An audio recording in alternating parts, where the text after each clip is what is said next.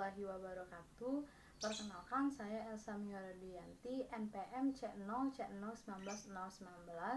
Baiklah, di sini saya akan menjelaskan materi bab 1, yaitu kombinasi bisnis mata kuliah akuntansi keuangan lanjutan 1.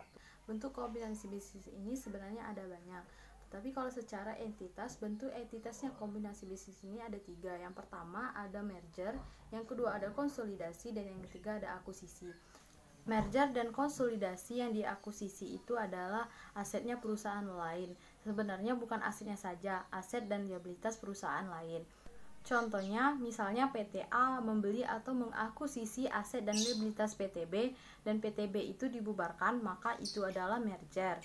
Tetapi, kalau ada PTA dan PTB, kemudian asetnya bergabung, liabilitasnya juga bergabung, A dan B dihapuskan dan menjadi PTC yang merupakan gabungan dari aset PTA tadi dan PTB tadi, liabilitas PTA dan PTB itu, maka disebut dengan konsolidasi. Nah, yang ketiga, kalau PTA mengakuisisi sahamnya milik PTB dengan kepemilikan lebih dari 50%, maka itu namanya akuisisi. Merger, konsolidasi, akuisisi itu sama-sama akuisisi. Pembedanya adalah kalau merger dan konsolidasi yang diakuisisi oleh suatu perusahaan atas perusahaan lain itu adalah aset dan liabilitasnya. Sedangkan yang diakuisisi untuk poin ketiga itu adalah akuisisi saham. Misalnya seperti PTB yang sahamnya diakuisisi oleh PTA, itu tetap dia beroperasi dan beraktivitas, tetapi statusnya menjadi anak perusahaan PTA. PTA dan PTB tetap sebagai entitas pencatatan. PTA melakukan transaksi selama 1 periode. Dia melakukan proses pencatatan secara akuntansi. Kemudian PTB sebagai anak perusahaan dari PTA juga melakukan pencatatan transaksi untuk aktivitas akuntansi yang dilakukannya. Tapi bedanya sekarang, kalau sebelum jadi anaknya perusahaan PTA, PTB menyusun laporan keuangan, maka ia disebut sebagai entitas pencatatan dan entitas pelaporan. Tapi sejak sahamnya diakuisisi oleh PTA lebih dari 50%, maka PTB hanya sebagai entitas pencatatan tetapi tidak sebagai entitas pelaporan. Sebelum PTA mengakuisisi sahamnya PTB, maka PTB entitas pencatatan, entitas pelaporan menyusun laporan keuangannya pun sendiri. Setelah ia menjadi anaknya perusahaan PTA, maka ia hanya sebagai entitas pencatatan. Untuk pelaporan keuangan, dia bergabung dengan PTA. Nama laporan keuangannya adalah laporan keuangan konsolidasian. Jadi apa sih laporan keuangan konsolidasian ini? Laporan keuangan konsolidasian adalah laporan keuangan yang mengkonsolidasi laporan keuangan atau data keuangan dari pusat induk dan anak-anak perusahaan yang menjadi satu laporan keuangan untuk melaporkan tentang transaksi yang terjadi pada perusahaan induk juga pada perusahaan anaknya. Selanjutnya, motivasi suatu perusahaan melakukan akuisisi atau kombinasi bisnis, apakah merger, konsolidasi, akuisisi itu tujuan akhirnya adalah memperkaya, semakin menambah kekayaan dari pemegang saham tersebut.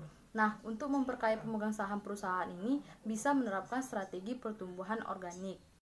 Nah, pertumbuhan organik itu apa? Pertumbuhan organik adalah pertumbuhan secara natural akibat peningkatan skala usaha dan pendirian usaha. Misalnya, saya selama ini bergerak di bidang perbankan. Selama ini bisnis saya adalah perbankan. Saya ingin meningkatkan kekayaan pemegang saham perusahaan saya dengan cara saya mendirikan perusahaan baru. Misalnya bergerak di bidang pertambangan. Nah, saya ini bisa mendirikan anak perusahaan saya atau mendirikan perusahaan baru yang saya rintis dari awal sebagai perusahaan pertambangan. Tetapi resikonya sebagai pemain baru di bidang pertambangan, di bisnis pertambangan ini, saya akan bertemu dengan perusahaan pertambangan yang besar. Bisa jadi baru jalan 3 tahun perusahaan saya tidak ada lagi. Karena kenapa? Karena telah dimatikan oleh perusahaan-perusahaan pertambangan yang besar.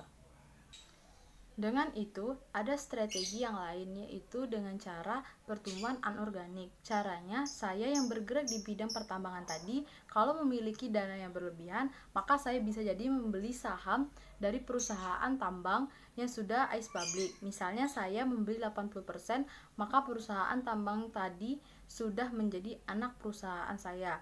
Selanjutnya, keuntungan kombinasi bisnis imbal hasil yang didapatkan oleh perusahaan yang melakukan kombinasi bisnis tentu makin besar. Kenapa? Karena dia sekarang mempunyai saham pada beberapa bagai jenis usaha. Misalnya, kalau perbankan mengalami kemunduran, masih bisa tertutupi imbal hasil yang didapatkan itu dari bisnis lain. Coba kalau perbankan hanya satu bisnis perbankan lesu, maka dia akan mengalami kerugian. Ada lagi nanti istilah cucu perusahaan atau entitas cucu. Contohnya saya ilustrasikan, misalnya perusahaan saya yaitu PT Elsa itu menguasai 90% saham PT-nya Rizka. Kemudian PT Rizka ini menguasai saham 100% saham di perusahaan Resanda. Maka statusnya Rizka adalah anak perusahaan PT saya yaitu PT Elsa. Sedangkan Resanda adalah sebagai perusahaan cucu. Kenapa? Karena PT Rizka bisa menguasai saham di PT Resanda itu dari uang PT Elsa. Kenapa demikian? Karena 80% perusahaan Rizka itu yang megang PT-nya, itu yang megang adalah PT Elsa. Kepemilikan saham itu terbentuk karena kita menginvestasikan dana. Selanjutnya, ada aspek etika kombinasi bisnis. Kenapa kombinasi bisnis itu sering dikaitkan dengan perilaku manajemen laba? Bahasa sederhana manajemen laba itu adalah mengatur laba perusahaan supaya dia smooth. Karena investor itu tidak senang dengan laba yang terlalu berfluktuasi. Laba yang dihasilkan oleh suatu perusahaan yang sifatnya up and down itu tidak baik di mata investor. Bentuk dari manajemen laba misalnya dengan melakukan penundaan pengakuan beban. Harusnya beban ini diakui untuk tahun 2020, tetapi kita mengingat laba yang dilaporkan 2020 ini sudah turun. Kalau kita akui beban itu di tahun 2020, laba kita akan kecil. Selanjutnya ada metode akuntansi. Jenis kombinasi bisnis dapat juga dilihat dari sudut pandang akuntansi. Ada dua metode yang dikenal dalam kombinasi bisnis, yaitu yang pertama, ada metode pooling of interest. Jika perusahaan menggunakan metode ini, maka perusahaan tidak perlu menggunakan penilaian ulang atas aset dan liabilitas entitas yang bergabung dan diakui berdasarkan nilai bukunya tanpa melihat nilai pasar dan wajarnya, namun metode ini tidak lagi digunakan. Yang kedua ada metode purchase. Jika perusahaan melakukan metode ini, maka dilakukan pendataan ulang atas aset dan liabilitasnya yang yaitu diakui dengan melihat nilai wajar atau nilai faktornya. Metode ini dianggap lebih relevan dan digunakan sampai saat ini. Selanjutnya adalah aspek perpajakan dalam kombinasi bisnis. Pajak harus dibayar oleh pihak yang melakukan pengalihan aset. Jika yang dialihkan tanah dan bangunan akan dikenakan 5% pajak final atas nilai jual. Kombinasi bisnis dan pengendalian perusahaan dikatakan bisa memiliki pengendalian ketika kita menguasai lebih dari 50% saham di perusahaan tersebut. Barulah kita bisa dikatakan memiliki pengendalian di perusahaan tersebut. Menurut PSAK 65, investor mengendalikan investasi ketika yang pertama adalah investor memiliki kekuasaan atas investasi. Yang kedua, investor terekspos atau memiliki hak atas imbal hasil variabel dan keterlibatannya dengan investasi. Dan yang ketiga, itu adalah investor memiliki kemampuan untuk mempengaruhi imbal hasil tersebut melalui kekuasaannya atas investasi. Masuk ke bisnis itu adalah perusahaan bisnis adalah suatu rangkaian terpadu dan kegiatan